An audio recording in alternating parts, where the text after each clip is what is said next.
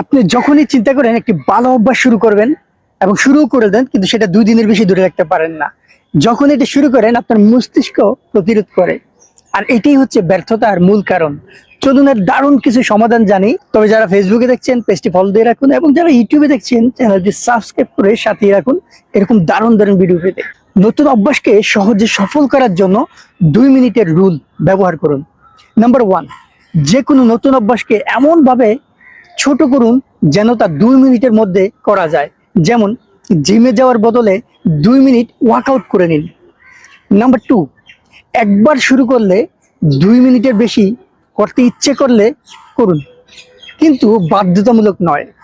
Number 3, মূল লক্ষ্য হলো প্রতিদিন অভ্যাসটি শুরু করা। Starting the habit is the কি। যদি আপনি সহজে অভ্যাস করতে চান তবে কমেন্টে লিখুন 2 মিনিট, এবং যারা মাঝপথে হাল ছেড়ে দেয় তাদের সাথে ভিডিওটি শেয়ার করুন যাতে তারা সচেতন হতে পারে।